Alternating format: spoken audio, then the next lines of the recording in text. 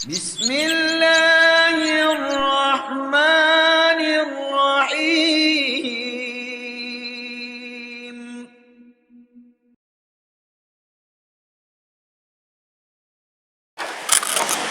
Hadirin dan hadirat jamaah salat subuh yang dirahmati Allah Subhanahu wa taala.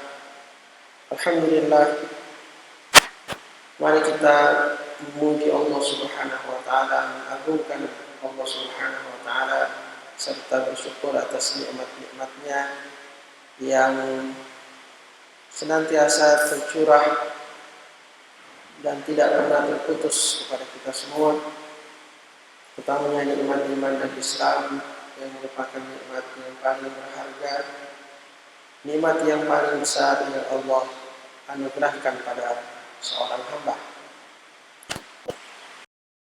Kemudian mari kita berselawat kepada Nabi kita, junjungan kita, manusia mulia, manusia yang paling kita cintai, yang menjadi suri tauladan dalam kehidupan kita semua, Rasulullah Muhammad Sallallahu Alaihi Wasallam, juga kepada keluarga beliau dan sahabat-sahabat beliau, radhiyallahu ta'ala anhum ajma'in. Hadirin hadirat jamaah salat subuh yang dirahmati Allah Subhanahu wa taala. Pada subuh hari ini kita mengkaji satu hadis Rasulullah SAW yang diriwayatkan dari sahabat Abu Hurairah radhiyallahu ta'ala anhu. Qala Rasulullah sallallahu alaihi wasallam, inna Allah ta'ala yarda lakum thalathan wa yakrahu lakum thalathan. Wa yarda lakum an ta'buduhu wa la tushriku bihi shay'an wa an ta'tasimu bihablillahi jami'an wa la tafarraqu. Wa yakrahu lakum qila wa qala wa kathratus su'ali wa idha'atul mal. Wa yakrahu lakum qila wa qala wa kathratus su'ali wa idha'atul mal. Rawahu Muslim. Artinya dari Abu Hurairah radhiyallahu ta'ala anhu, dia berkata, bersabda Rasulullah sallallahu alaihi wasallam, innallaha yarda lakum thalathan, sesungguhnya Allah Subhanahu wa taala meridhai untuk kalian tiga perkara, wa yakrahu lakum thalathan, dan Allah membenci bagi kalian tiga perkara.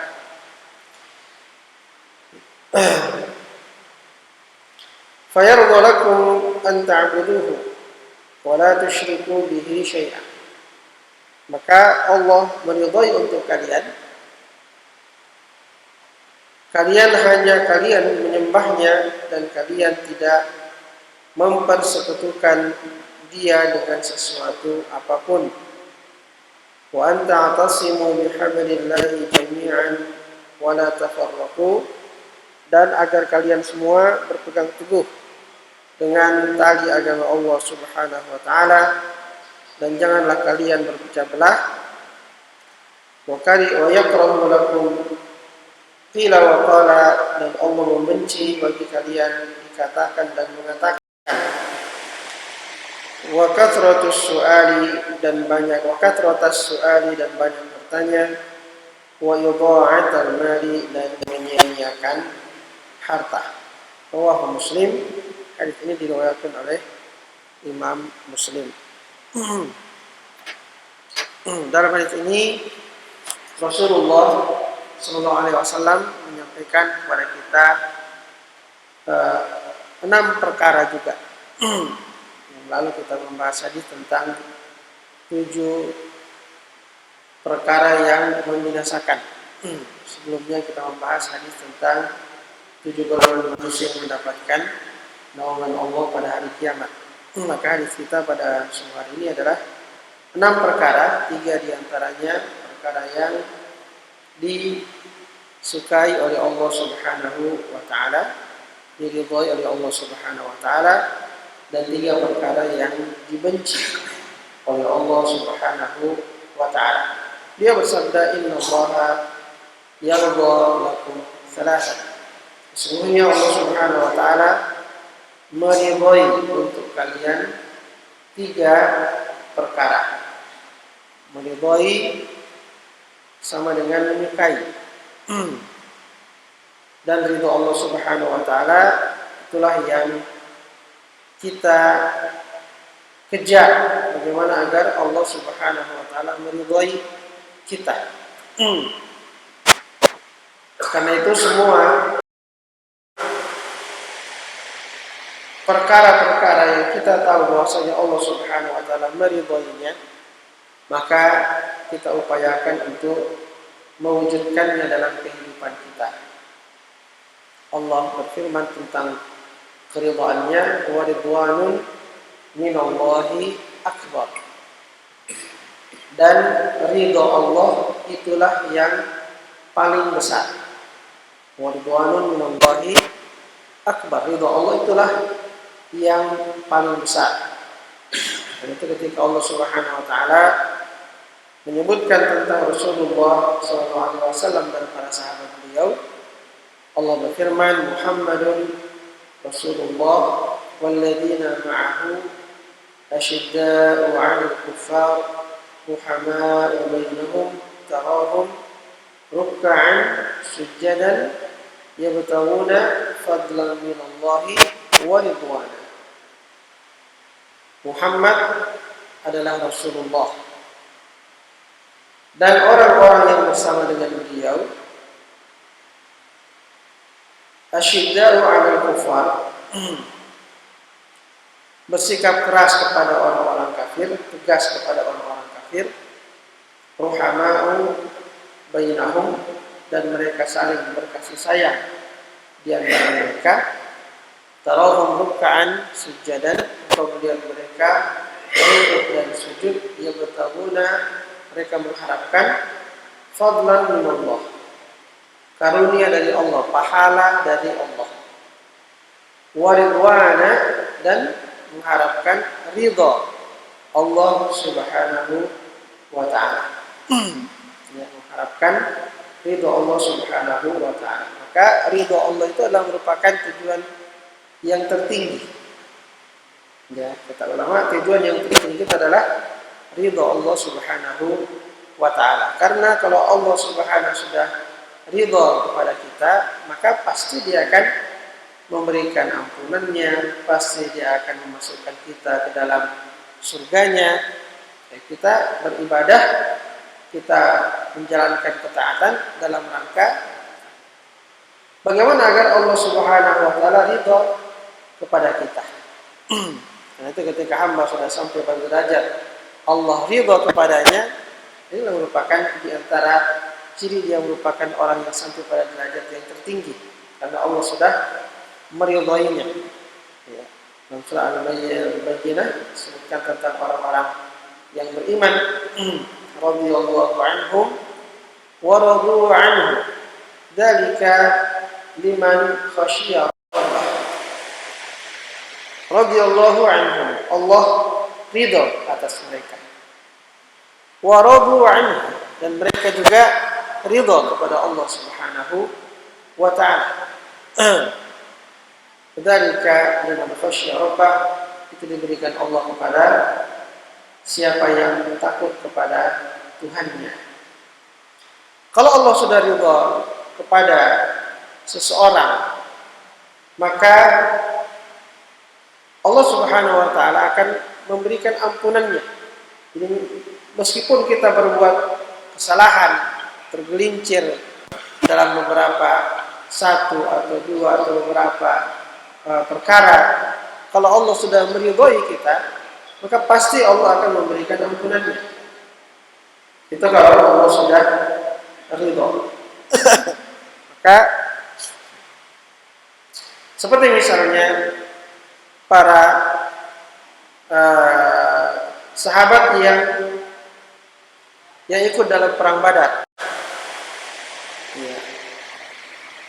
Rasulullah SAW bersabda, la'allallaha ittala'a ala qulubi ashabi badrin wa qala i'malu ma syi'tum fa inni qad ghafartu lakum. Boleh jadi Allah Subhanahu wa taala telah melihat kepada hati-hati mereka yang ikut dalam perang Badar. Maka Allah katakan untuk mereka, i'malu ma syi'tum fa inni qad ghafartu lakum. Kerjakanlah apa yang ingin kalian kerjakan, sesungguhnya aku telah mengampuni kalian. Aku telah mengampuni kalian. Jadi apapun yang mereka lakukan sampai ketika mereka melakukan pelanggaran itu langsung diampunkan oleh Allah Subhanahu wa taala, karena keikutsertaan mereka dalam perang Badar yang ketika itu merupakan sesuatu yang tidak dipersiapkan sama sekali untuk berperang, itu membuat Allah menjadi ridho kepada mereka. Ya, perang Badar itu adalah perang yang pertama dalam Islam, yang mana Rasulullah SAW dan para sahabat tidak berangkat dari Madinah untuk berperang, tapi untuk mencegat kafilah dagang Quraisy yang ketika itu dipimpin oleh Abu Sufyan. Tujuannya hanya menghadang saja, ya, menghadang kafilah dagang, karena banyak harta-harta kaum muslimin yang ketika mereka berhijrah mereka tinggalkan di Mekah, tidak bisa bawa apa-apa, dan semua harta itu dikuasai oleh orang Quraisy. Maka mereka ingin menghadang, ya, kafilah dagang ini sebagai balasan terhadap penguasaan harta mereka yang mereka tinggalkan di Mekah oleh orang-orang kafir Quraisy. Jadi niatnya cuma itu saja, sehingga sama sekali tidak ada persiapan untuk berperang. Ya, 300 orang lebih yang berangkat bersama dengan Rasulullah SAW itu tidak ada penunggang kuda kecuali satu. Jadi hanya satu yang penunggang kuda. Jadi pasukan berkudanya tidak ada. Orang berperang mesti ada pasukan berkuda. Ini cuma satu yang naik kuda. Yang lain jalan kaki semua. Itu yang terjadi pada perang Badar. Sehingga ketika Allah mentakdirkan liyaqdiyallahu amran kana maf'ula, agar Allah menjadikan, ya, urusan yang memang harus terjadi berdasarkan takdirnya. Ini para sahabat ditanya oleh Rasulullah SAW, ternyata kita ini harus berperang. Ya, bagaimana pendapat kalian? Maksudnya karena kita keluar tidak siap berperang. Bagaimana pendapat kalian? Kata sahabat-sahabat Muhajirin, ya, kita ini sudah berhijrah bersama dengan Anda dari Mekah sampai Madinah. Pokoknya apapun yang Anda lakukan, ya kita akan ikut. Kita hijrah sama-sama. Nabi terus bertanya, bagaimana pendapat kalian? Bagaimana pendapat kalian? Yang menjawab terus sahabat Muhajirin. Akhirnya orang-orang Ansar mengatakan, jangan-jangan Nabi maksud kita ini. Karena kita ini orang Ansar, orang Madinah, bukan orang Mekah yang datang berhijrah. La'allaka taqsuduna ya Rasulullah, kata sahabat Sa'ad bin Mu'adz, barangkali Anda maksudkan kami ya Rasulullah, kaum Ansar ini. Kata Nabi, iya, saya ingin dengar kalian. Karena kalau ini orang Mekah, ya memang mereka sudah tinggalkan semua apa yang mereka punya di Mekah. Mereka tinggal siap mati saja. Tapi kalau kalian kan orang Madinah, kalian yang menampung kami, bagaimana pendapat kalian? Kita ini tiba-tiba harus berperang. Katanya Rasulullah, kami akan ikut, ya, kalau Anda pun mengarungi lautan, kami akan ikut mengarungi lautan. Nah, itu kesiapan, ya, sahabat-sahabat Ansar, sehingga mereka mendapatkan keutamaan yang besar dari Allah Subhanahu wa taala. Orang-orang itu dalam perang Badar ini, Allah mengatakan, Rasul mengatakan, "Anallahu qad ittala'a 'ala qulubi ashabi badrin fa qala lahum i'malu ma syi'tum fa inni qad ghafartu lakum." Allah telah melihat ke dalam hati semua orang yang ikut dalam perang Badar, betapa mereka betul-betul menundukkan hawa nafsu mereka untuk mengikuti agama Allah, untuk membela agama Allah, bahkan siap untuk mengorbankan yang paling mahal yang mereka miliki, yaitu nyawa mereka. Allah lihat itu semua, sehingga Allah mengatakan, i'malu ma syi'tum fa inni qad ghafartu lakum.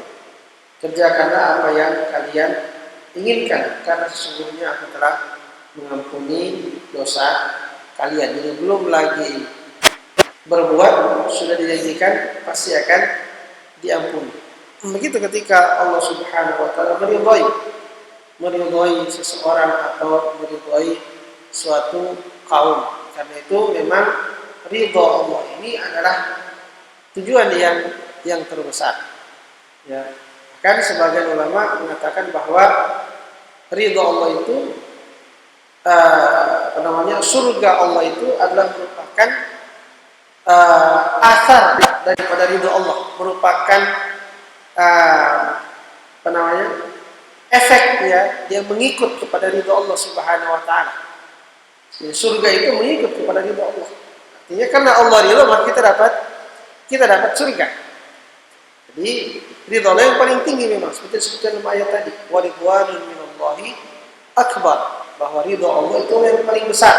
Sehingga Nabi dan para sahabat yabtaguna fadlan minallahi wa ridwana, mereka mencari pahala dari Allah Subhanahu wa taala dan mencari keridhaan Allah Subhanahu wa taala. Karena kapan Allah sudah ridha, maka Allah pasti memberikan ampunannya dan Allah pasti akan memasukkan ke dalam surga Allah Subhanahu wa taala. Baik. Ini pengantar daripada hadis ini. Rasul mengatakan, innallaha yardha lakum salasan. Sesungguhnya Allah Subhanahu wa taala meridhai untuk kalian 3 perkara. Tentu yang dimaksud di sini bukan hanya 3 perkara ini yang mendatangkan ridha Allah. Tapi ini di antara perkara-perkara yang mendatangkan ridha Allah Subhanahu wa taala, bukan terbatas pada 3 perkara itu saja. Namun ketika kemudian Nabi menyebutkan 3 perkara ini sebagai perkara yang diridhai oleh Allah Subhanahu wa taala, sementara masih banyak perbuatan lain yang juga diridhai oleh Allah, maka ini menunjukkan keutamaan perkara yang akan disebutkan oleh Rasulullah sallallahu alaihi wasallam dalam hadis ini. Jadi sesuatu yang sangat utama, ya. Jadi merupakan perkara yang paling besar dalam agama. Innallaha yardha lakum salasan. Yang pertama, anta'buduhu. Kalian menyembah. Ini yang paling pertama.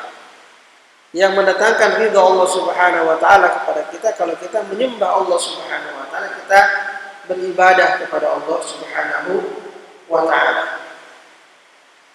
Karena itulah tujuan kita diciptakan di dunia ini.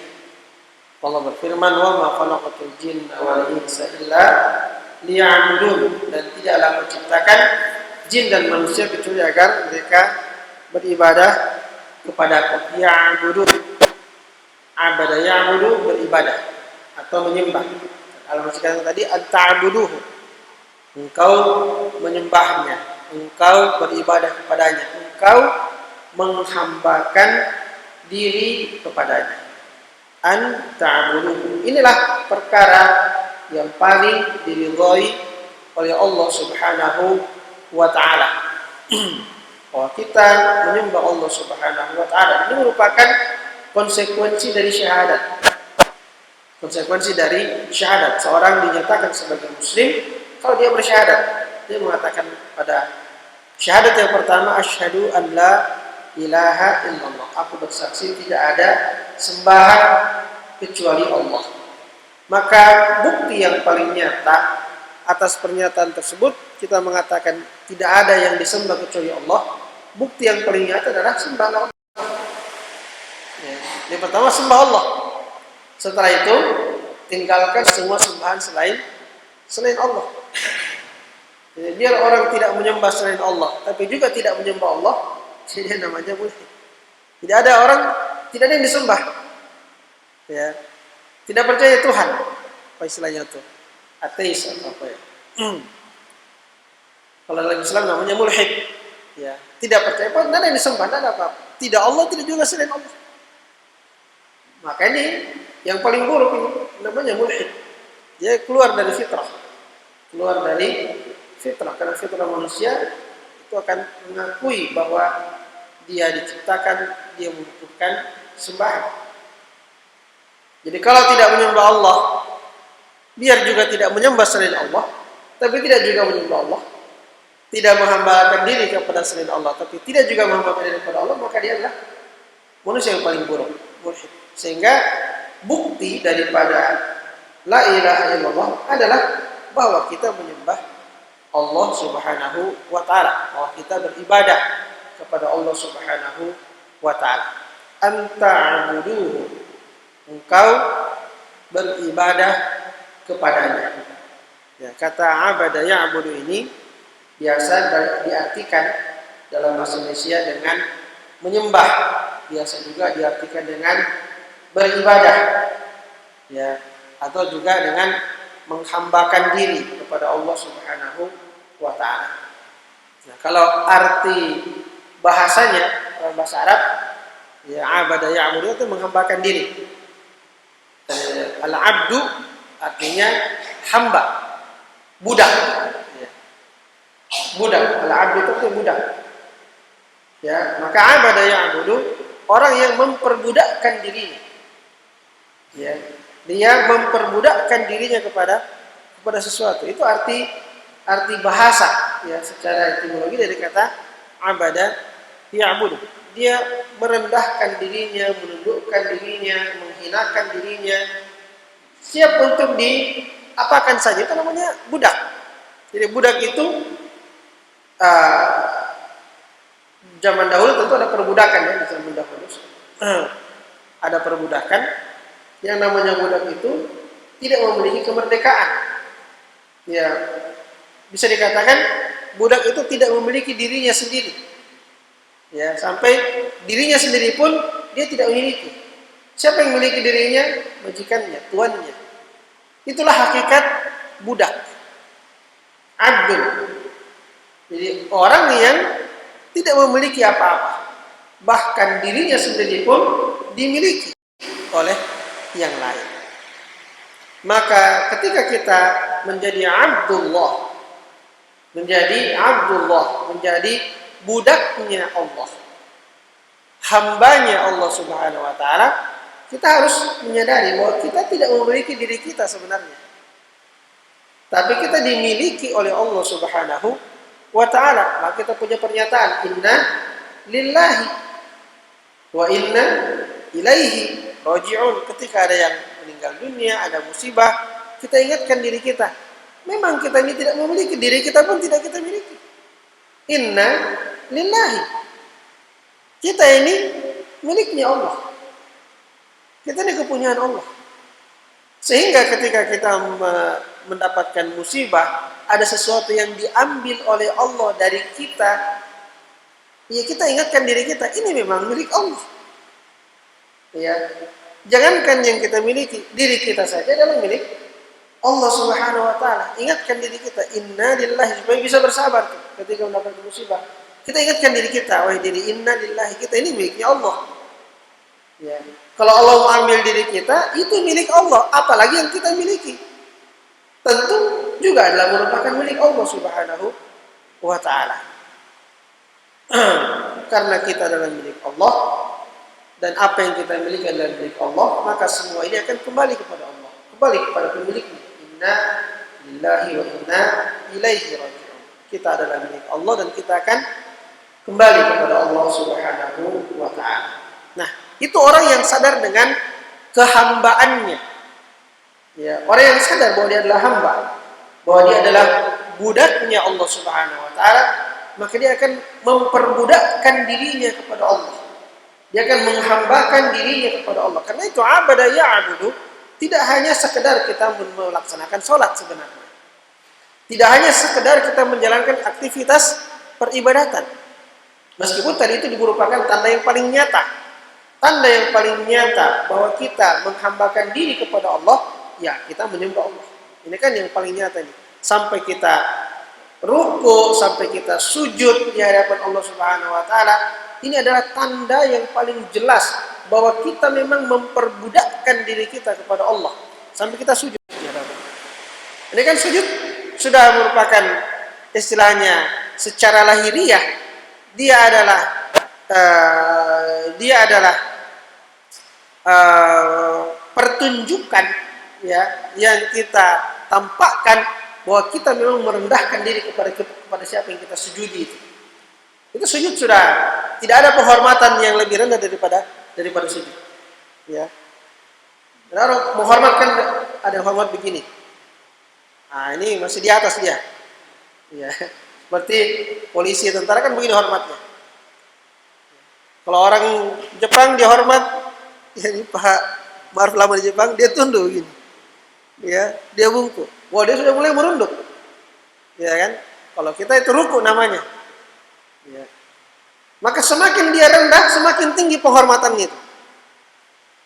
Ya, semakin dia rendah, semakin tinggi penghormatannya. Ya, maka kalau hormat begitu belum terlalu tinggi sebenarnya. Ya, masih tegak dia. Di hadapan siapa yang dihormati. Tapi kalau sudah begini, ya, apalagi sudah begini dia kepalanya turun di tanah, sudah ini penghormatan, perendahan diri, penghinaan diri yang paling darah yang kala itu. Nah, maka itu dalam Islam kita tidak boleh menghormat dengan cara sujud, tidak boleh. Ya, dengan cara ruku pun tidak boleh. Jadi kalau dalam perang Islam cara penghormatan orang Jepang itu tidak boleh sebenarnya karena dia sudah model ruku sudah. Ya, nah ini hanya untuk Allah. Penghormatan seperti ini hanya untuk Allah Subhanahu wa taala. Di syariat sebelum Islam masih dibolehkan. Ya, makanya dalam kisah Nabi Yusuf kalau kita baca kisah Nabi Yusuf itu ketika sudah datang orang tuanya di Mesir, dia datangkan semua orang tuanya, saudaranya, datang semua, maka saudara-saudaranya itu sujud kepada Yusuf. Ya, saudaranya sujud kepada Yusuf, sujud penghormatan namanya. Itu sujud penghormatan, sama dengan sujudnya malaikat kepada Nabi Adam, itu sujud penghormatan, bukan sujud penyembahan. Tapi dalam syariat Muhammad sallallahu alaihi wasallam, sujud penghormatan itu dilarang dalam syariat kita. Ya, sujud penghormatan itu hanya untuk Allah Subhanahu wa taala. Ya, dia mengatakan seandainya boleh seorang manusia sujud pada orang lain, maka akan saya perintahkan perempuan sujud kepada suaminya. Seandainya boleh. Menunjukkan penghormatan, itu penghormatan. Tapi tidak boleh dalam Islam, penghormatan tidak boleh dalam posisi ruku dan sujud. Baik. Jadi menghambakan diri kepada Allah, membudakkan diri kepada Allah, itu yang paling nyata dengan sholat itu. Karena sholat itu ada ruku dan sujudnya. Jadi secara lahiriah kelihatan bahwasanya kita memang menghambakan diri kita kepada Allah Subhanahu wa taala. Tetapi itu tidak cukup. Menghambakan diri, membudakkan diri kepada Allah tidak cukup hanya secara lahiriah kita taruh kita punya kepala di atas sana, sejajar dengan kita punya kaki, itu tidak cukup. Kalau di hati kita ini juga belum membudakkan dirinya, hatinya kepada Allah Subhanahu wa taala. Karena orang sujud boleh bisa kamuflase. Ya, orang bisa sujud kamuflase. Orang munafik juga sujud. Orang munafik juga sujud, dia juga ruku. Tapi hatinya tidak sujud kepada Allah. Hatinya tidak sujud kepada Allah. Hatinya kafir kepada Allah Subhanahu wa taala. Maka sujud itu bisa sujud penipuan. Ya, bisa sujud penipuan, bisa sujud kamuflase, bisa sujud menyelamatkan diri. Ya. Sehingga sekedar menunjukkan penghambaan diri kepada Allah secara lahiriah itu tidak cukup.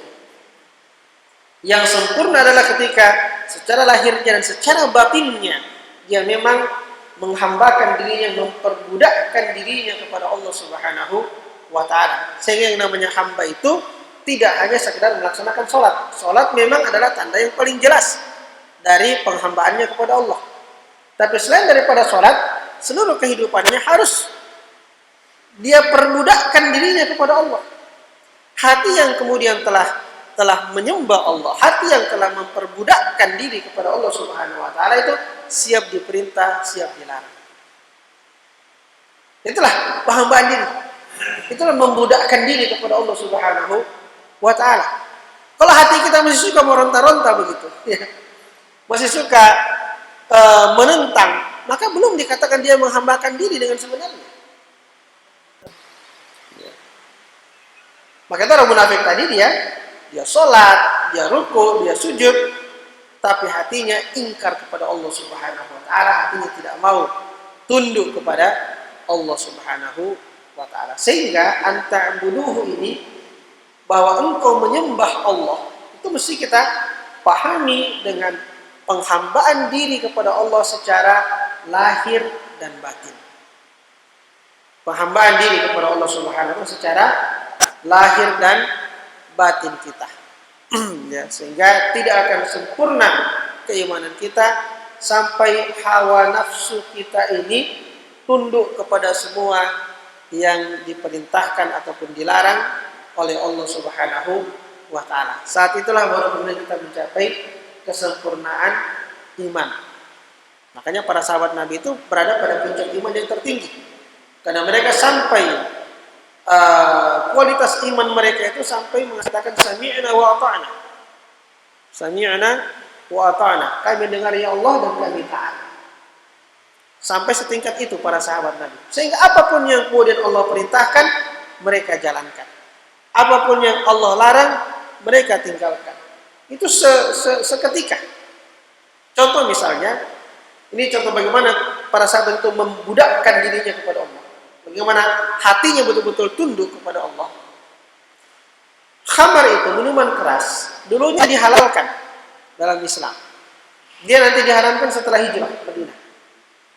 Sebelumnya orang Islam minum minuman keras, ya, minum khamar. Kadang-kadang juga sampai ada yang mabuk. Nah, makanya diperingatkan bahwasanya khamar dan judi itu ada baiknya, tapi buruknya lebih besar. Ya. Memang ada baiknya. Segala sesuatu di dunia pasti ada baiknya meskipun sedikit. Ya. Ada baiknya. Tapi buruknya lebih besar. Itu penyampaian pertama. Qul fihi ma ithmun kabirun wa manafi'u linnas wa ithmuhuma akbaru min naf'ihima. Jadi keburukannya lebih besar daripada kebaikannya. Ini penyampaian pertama tentang khamar dan judi. Setelah itu kemudian meningkat. Ya ayyuhalladzina amanu la taqrabus sholata wa antum sukara hatta ta'lamu ma taqulun. Mulai ada hukumnya. Wahai orang beriman, jangan dekati sholat kalau lagi mabuk. Artinya masih boleh mabuk, ya. Mabuk masih boleh. Cuma kalau lagi mabuk jangan dulu sholat. Hatta ta'lamu ma taqulun. Sampai kamu sudah sadar dengan apa yang kamu katakan. Kalau mabuk kan tidak sadar dia bilang apa. Ya. Maka jangan sholat kalau lagi mabuk. Itu sudah meningkat. Awalnya cuma diberitahu khamar itu ada manfaatnya, ada keburukannya. Tapi keburukannya lebih besar daripada manfaatnya. Sekarang sudah penyampaian kedua. Kalau mau sholat jangan mabuk. Artinya sudah ada larangan di situ. Sudah ada larangan. Dilarang mabuk kalau mau sholat.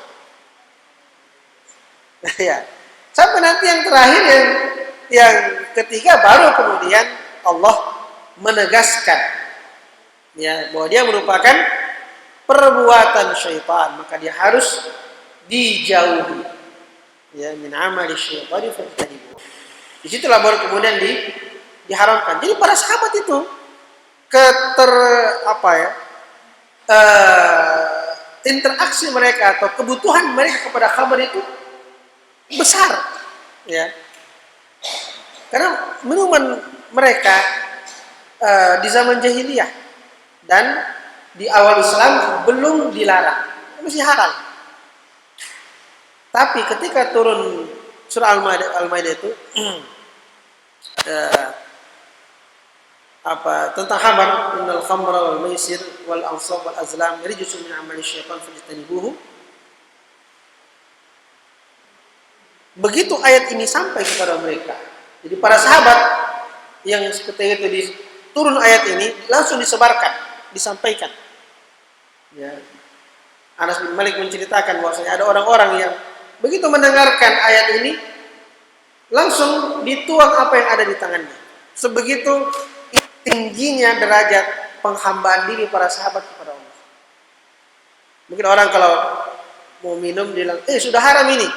Terakhir. Tidak ada terakhir. Ya. Pokoknya begitu dia tahu sudah haram, tidak jadi masuk di mulut, dituang ke tanah. Sampai seperti itu tingkat sami'na wa ta'ana para sahabat. Kata Anas bin Malik, mereka tuang semua itu, guci-guci arak mereka. Para sahabat. Begitu dengarkan ayat ini disampaikan, ya. Sudah diharamkan khamar, dituang semua arak sampai becek jalanan Madinah dengan arak. Berarti luar biasa banyaknya itu arak. Ya. Karena memang tidak diharamkan. Ya, kalau bertanya kenapa sahabat banyak minum arak, kan itu tidak diharamkan. Karena masih halal. Tapi begitu mereka mendengarkan, ya maksudnya tidak semua sahabat minum arak ya. Nabi tidak pernah minum arak. Ya, banyak sahabat yang juga tidak minum arak. Ya, di zaman jahiliyah pun mereka tidak minum khamar. Tapi juga ada di antara para sahabat yang karena memang tidak diharapkan, masih dihalalkan dan mereka meminumnya. Tapi begitu datang perintah datang larangan minum khamar, semua arak mereka ditumpahkan di jalanan. Sampai dikatakan jalanan kota Madinah itu becek dengan banyaknya arak yang ditumpahkan. Menunjukkan tingginya ketaatan mereka kepada Allah Subhanahu wa taala. Bagaimana mereka menghambakan diri itu, memperbudakkan diri kepada Allah Subhanahu wa taala dengan lahirnya dan batinnya. Maka penghambaan diri kepada Allah dengan batin kita, dengan hati kita, inilah asalnya, inilah intinya. Karena kalau di sini sudah tunduk, sudah menghamba kepada Allah, maka jasad ini akan mengerjakan apa saja yang diperintahkan dan meninggalkan apa saja yang dilarang. Nah, inilah dia yang pertama, innallaha yardha lakum salasan, sesungguhnya Allah meridhai untuk kalian 3 perkara. Yang pertama adalah anta'buduhu, bahwa kalian menyembah Allah, kalian beribadah kepada Allah Subhanahu wa taala ya dengan aktivitas penyembahan seperti sholat dan lain-lainnya, dan dengan segala bentuk penghambaan diri, segala bentuk perbudakan diri, memperbudakkan diri kita sebagai budaknya, sebagai hambanya Allah Subhanahu wa taala, menundukkan hati kita, nafsu kita kepada semua yang diinginkan oleh Allah Subhanahu wa taala, sehingga kita bisa sampai pada derajat hamba yang bisa mengatakan sami'na wa ta'na, kami dengar ya Allah dan kami taat, menjalankan perintah dan meninggalkan larangan tanpa ada istilahnya pertimbangan-pertimbangan yang lain. Semoga bermanfaat. Wassallallahu ala nabiyyina Muhammad wa ala alihi wa sahbihi wa sallim wa akhiru da'wana alhamdulillahi rabbil alamin. Alhamdulillahi rabbil alamin.